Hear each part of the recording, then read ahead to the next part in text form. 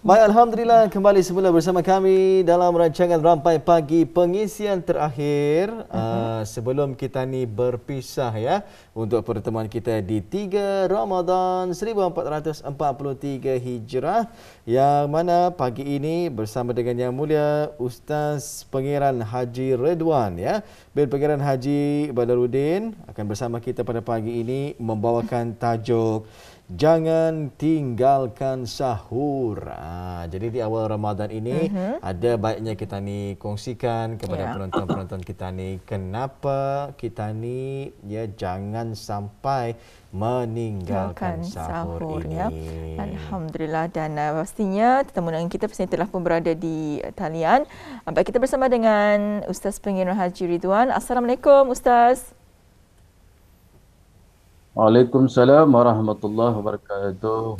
Ya, Alhamdulillah. Apa khabar Ustaz? Baik, Alhamdulillah. Alhamdulillah ya. Sehat, Jadi kita berdua ingin kami mengucapkan berdua ya. sihat sahaja ni. Alhamdulillah. Maklumlah ya, kalau sudah bangun sahur pagi, kadang-kadang antara keluhan yang kita dengarkan ni Ustaz daripada anak-anak, ya kalau bangun awal pagi atunya, siang hari kerat mata tanya apa-apa pun dah berlaku dibuat, tambah lagi sekolahnya. Ya tak, makanya dah kan mau bangun sahur tu Ustaz. Benar. Jadi sebelum kita ni panjang lebar ni Ustaz ya, apa dia sahur? Sedikitlah kita dikongsikan kepada penonton kita ni. Ya. Terima kasih Wali dan Intan. Assalamualaikum warahmatullahi wabarakatuh. Bismillahirrahmanirrahim. Alhamdulillahirabbil alamin. Wassalatu wassalamu ala asyrafil anbiya wal mursalin sayyidina Muhammad wa ala alihi wa sahbihi ajma'in. Rabbi syrah li sadri wa yassir li amri wahlul 'uqdatam min lisani yafqahu qawli. Subhanaka la ilma lana illa ma 'allamtana innaka antal alimul hakim. Amma ba'd. Yang saya mulakan Wali dan Intan dan juga para penonton muslimin dan muslimat yang dirahmati Allah. Alhamdulillah, syukur kehadrat Allah Subhanahu wa taala kerana dengan izinnya juga dapatlah kita ni bertemu pada pagi ini dalam 3 Ramadan yang memperkatakan tentang jangan tinggalkan sahur. Kalau tadi sebut sahur, orang tahu sudah. Sahur ialah makan selepas waktu tengah malam atau dini hari sebelum terbit fajar bagi orang-orang yang hendak berpuasa di bulan Ramadan ataupun puasa di bulan-bulan yang lain.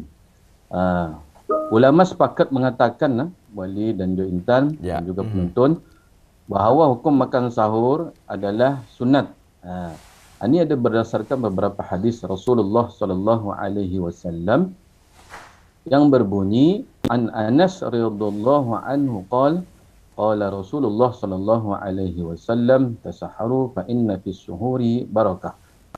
Hadis riwayat Bukhari dan Muslim. Maksudnya daripada Anas radhiyallahu anhu katanya Rasulullah sallallahu alaihi wasallam bersabda, bersahurlah kamu, sesungguhnya dalam sahur itu mempunyai berkat. Jadi kalau tadi melihat hadis ini ialah ini dianjurkan untuk mengamalkan sahur ketika kita ni hendak menunaikan ibadah puasa pada keesokan harinya. Ini ada keberkatan di dalamnya, walaupun tadi kita ni ada berbincang-bincang tentang kalau hendak bangun ni kita paling orang payah ni sebenarnya. Bukan lagi kanak-kanak saja, kita ni kalau kita ni akhir tidur pun itu tak masalah tu kan bangun. Tidur pukul 12 tapi kan bangun lagi 3.30 atau pukul 4. Itu yang kadang payah tu. Nendah lagi belum memasak tu Ustaz. Ya tentu. Baru tekan masak je subuh tu yang bahaya bagi Brunei tu. Dah sampat tu. Jadi kita ni bersiap-siaplah kalau kita ni kan rasa ada macam kan bersahur esoknya tu. Walaupun ia sunat, para penonton muslimat yang dirahmati Allah, tetapi ia sebenarnya ada mempunyai banyak kelebihan dan keberkatan juga dalam kita ni mengamalkan sahuran ya.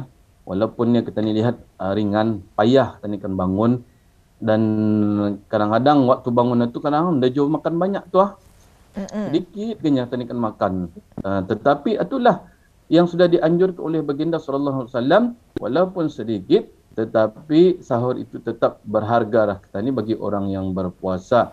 Bukan ketani bersahur itu ketika ketani puasa Ramadan saja, karena di luar Ramadan pun ketani dianjurkan juga untuk mengamalkan sahur ini, untuk bangun sahur, artinya makan ketika ketani sebelum ketani dianjurkan sebelum ketani masuk subuh tadi itu. Tani tadi lihat dalam riwayat Abdullah bin Al-Haris, salah seorang daripada sahabat Nabi sallallahu alaihi wasallam, telah menceritakan ketika beliau masuk ke rumah Nabi Muhammad sallallahu alaihi wasallam, baginda bersahur lalu bersabda, innaha barakatun a'taakumullahu iyyaha fala tad'uhu. Yang maksudnya sesungguhnya sahur itu mempunyai berkat yang diberikan Allah kepada orang yang bersahur, kamu, maka janganlah kamu meninggalkannya. Walaupun ia sunat, tapi jangan ditinggalkannya. Dan juga dalam hadis yang lain juga, Abu Sa'id Al-Khudri radhiyallahu anhu, Rasulullah sallallahu alaihi wasallam bersabda, as-sahuru akluhu barakah, fala tad'uhu, wala ayyajra'a ahadukum jur'atan min ma'in, fa inna Allah azza wa jalla wa malaikatahu yusalluna 'alal mutasahhirin. Hadis riwayat Ahmad. Yang maksudnya, makan sahur itu berkat. Oleh sebab itu, jangan kamu meninggalkannya.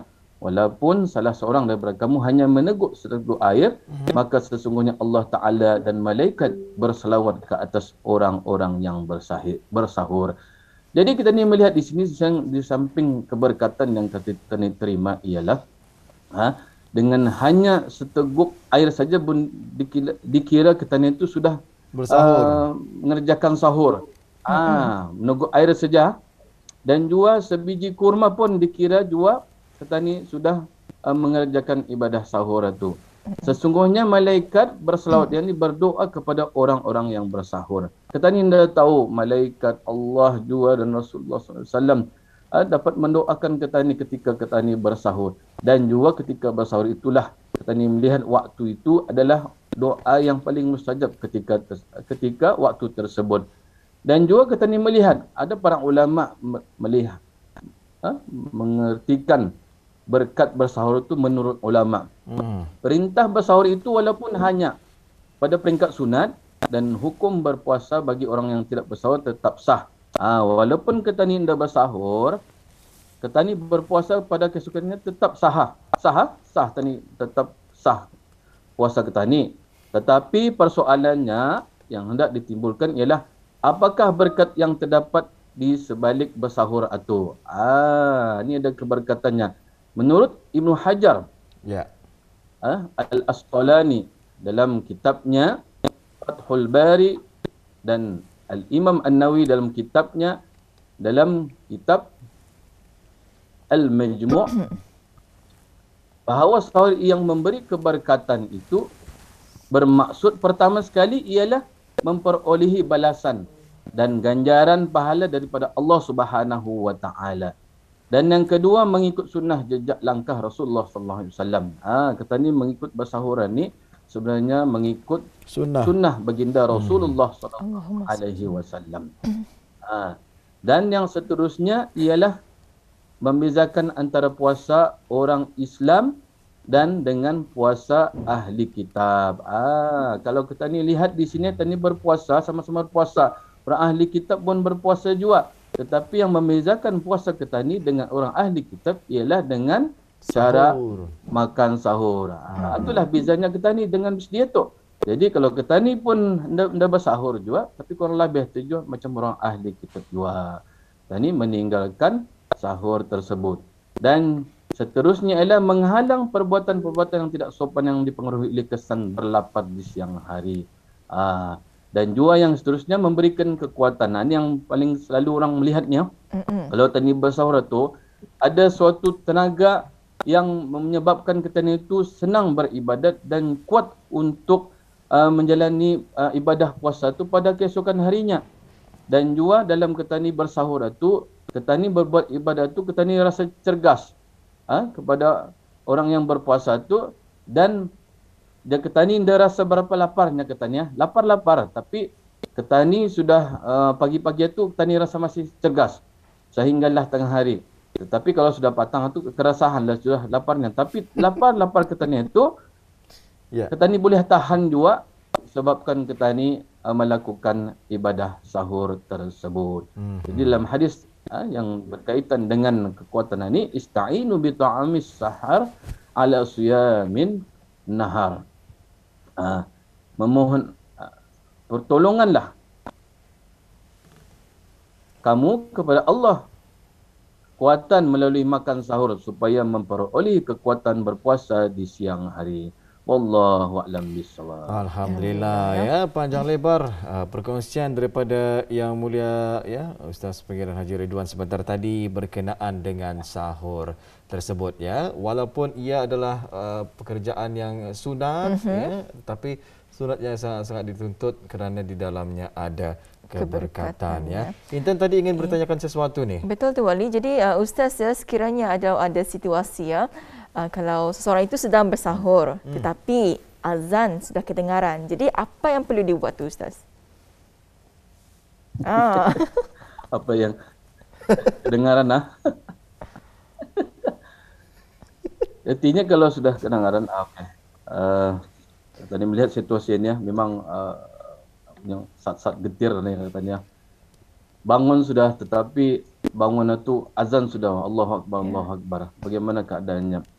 Kalau tadi faham, kalau sudah masuk keadaan azan sudah berlaung itu artinya masuk sudah waktu subuh tu Sehingga kan ini sebenarnya dituntut bersahur itu meninggalkan perkara-perkara yang membatalkan berpuasa itu adalah bermula daripada waktu subuh dan hinggalah terbenam matahari, dan waktu maghrib. Jadi di sini ialah tadi tempat salah juga anda dapatlah tanikan bersahur lagi tu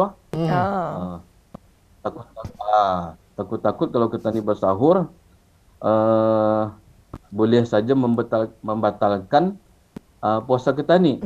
Dan jelas lagi azan itu memang azan di Brunei Muara tu kalau di kawasan Tutong kali ataupun kawasan Belait kali masih sampat kali tu Ada harapan 3 minit tu Ustaz. Ada 3 minit lagi tu boleh. Masuk je ayam sekatul. Jadi di sana boleh je tu minum tu sebagaimana yang dituntut tadi tu walaupun seteguk air tu sampatlah tu. Kalau kita ni di Brunei kita ni di daerah Belait artinya ada 3 minit lagi. Jadi sempat di sana. Tapi kalau tadi di Brunei Muara memang dah sampai lagi. Takut-takut kalau kita ni melakukan juga bersahur juga takut-takut puasa kita ni menjadi batal. Perkongsian yang luar biasa ya. Jangan tinggalkan sahur tetapi apabila sudah azan itulah ya berhenti untuk kita ni bersahur dan kita ni mula menjalankan ibadah puasa kita ni ya. Masih lagi mengenai dengan persoalan Intan tadi. Ada katanya lambatkanlah sahur kerana memperlambatkan sahur itu ada keberkatan ataupun ada pahala. Mungkin Ustaz boleh menerangkan mengenai perkara tersebut. Apa yang dimaksudkan dengan lambatkanlah sahur itu? Okey. Tadi melihat dalam bersahur ni, kita ni juga dituntut untuk melambatkan sahur.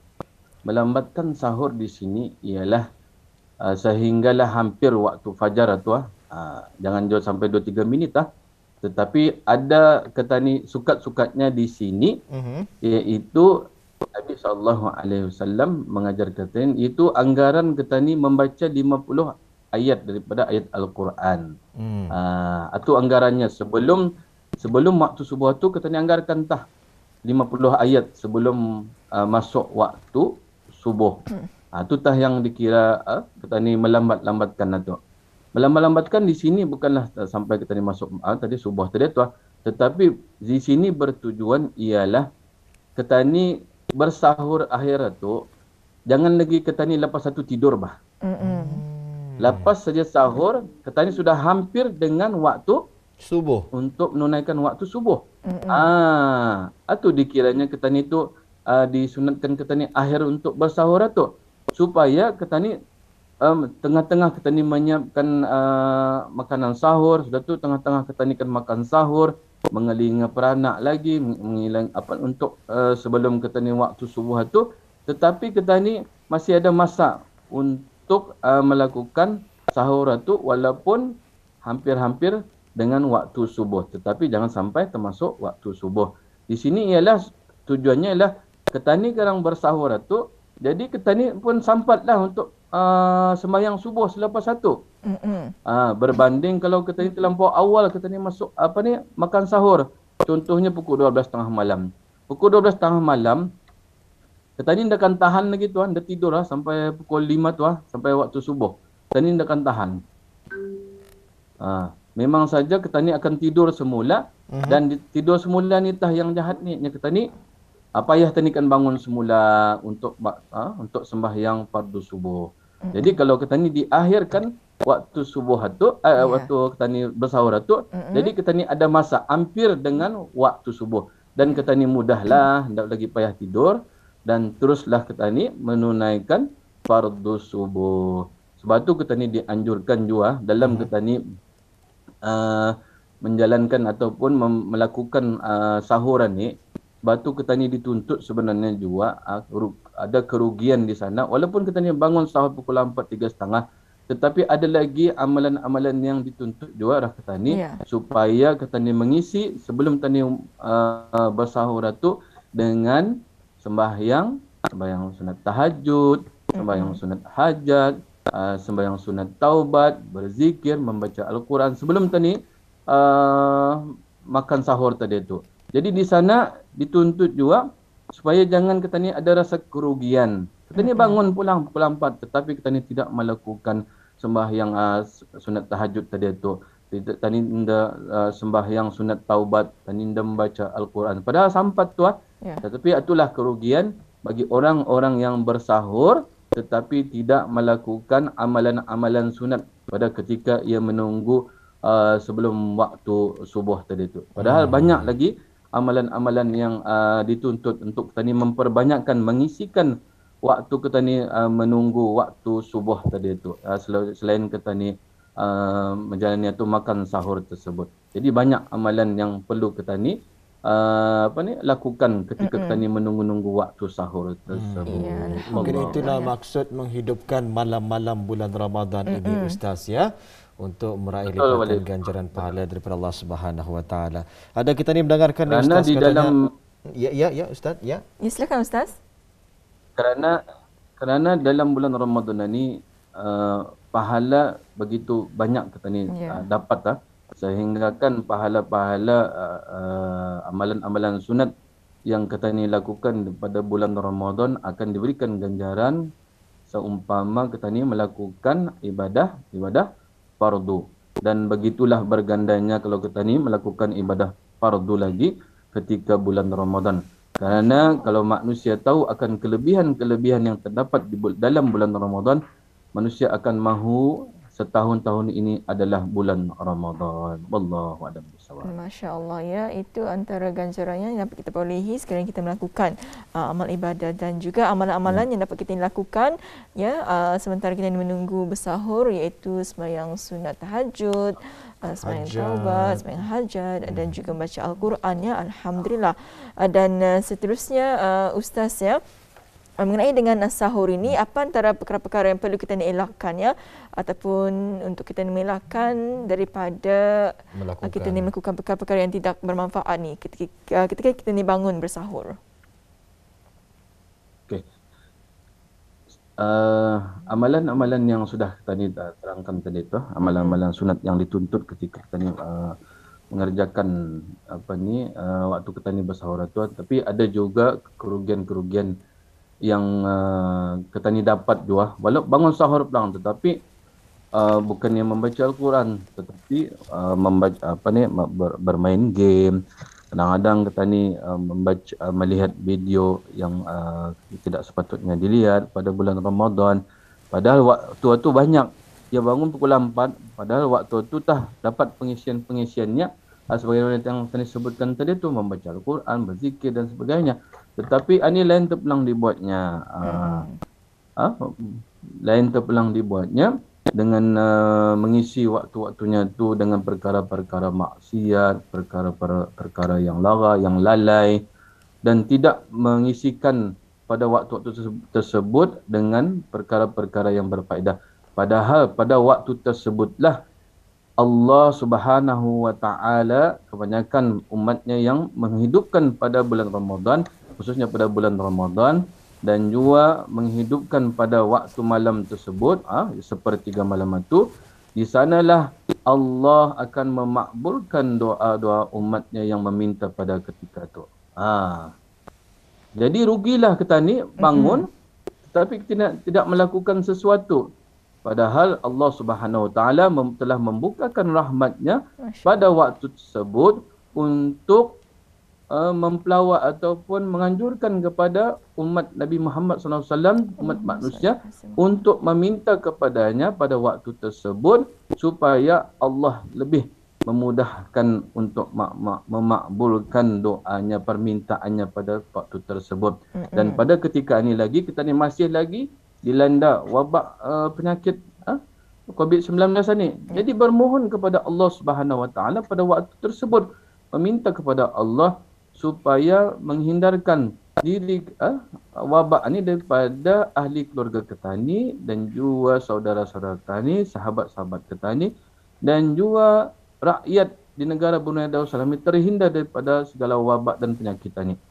Jadi bermohon kepada Allah, sembahyang tahajud pada waktu tersebut, memohon doa kepada Allah supaya kita ini semua sihat wal afiat, terhindar daripada segala wabak dan juga bala bencana yang menimpa kita ni. Jadi kita ni minta jauhkan, tambah-tambah lagi kita ni berada di bulan Ramadan ini. Dan juga pada siang harinya juga di antara orang-orang makbul diterima doanya ialah orang-orang yang berpuasa pada siang harinya. Jadi banyakkan doa, memohon kepada Allah.